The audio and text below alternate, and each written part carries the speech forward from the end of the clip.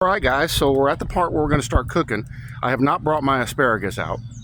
When you have some foil ready, because you're going to wrap these afterwards. That's the big trick with meats and keeping them tender. Even if you want them well done, you know how well done it usually gets kind of dry. This will keep them juicy. But I got my fire off to one side of the grill. Even though there's wood under there, that's okay, because I'm going to move all that around as the cooking goes. But you do not want these over the flame, because it'll burn the bacon. You want them adjacent to it. You can see I got them set where they're on either side of that fire. And we're going to turn them later anyway as they cook, so they get more evenly cooked.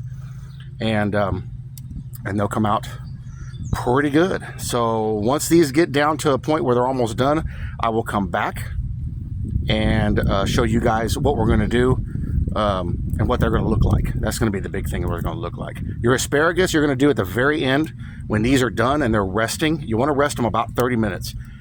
45 or an hour, even better, but 30 minutes at least, because they're going to get a much better flavor and they're going to soak that juice back up when they're wrapped and sitting there resting. The asparagus we'll do at the end when the fire's dying down so they don't burn.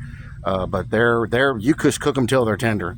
But we'll get into that in a little while. This may be a multi-part video because my camera girl's asleep, and I'm the only one doing this, and I don't have a stand to hold it up. I wish I did. I probably need to get one. So I'm going to close this. Now, on your dampener, if you're using a grill like this, you want the bottom dampener down there wide open so the fire catches good. A lot of people will start with coals. I do it like this so I get more smoke.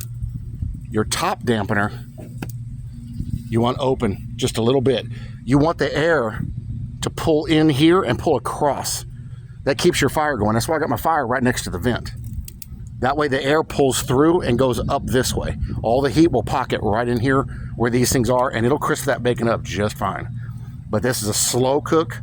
It'll be kind of hot at the beginning, but it'll taper down and it'll slowly cook them, and they come out pretty good. And I do everything this way.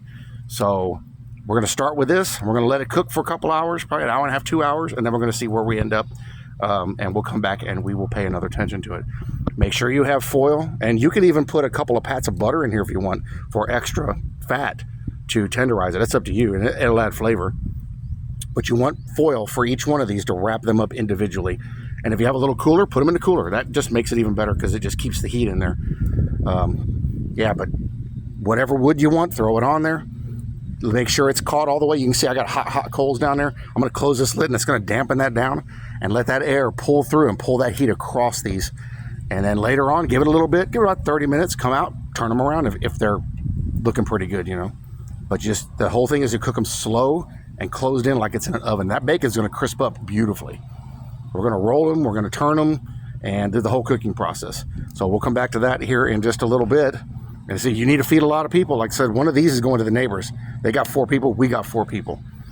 And this actually, if you cut it right, can make 2 meals, depending on how big of eaters your family members are. Or 2 of them will feed a whole bunch of people. It's simple, it's easy, it's not that expensive. We got these pork loins for like $2 a piece. They were on sale. The bacon is usually like $15 for that big giant pack. You can use any bacon you want.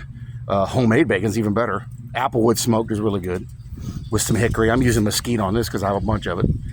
But yeah, close the lid, let them cook, come back and check them about 20-30 minutes, and make sure you don't have any fires. You don't want nothing to burn, and you don't want that bacon to burn. It's going to make it taste bad. So yeah, we'll come back here in just a little bit, and we'll see what's going on, and I'll show you some more of what we're doing here.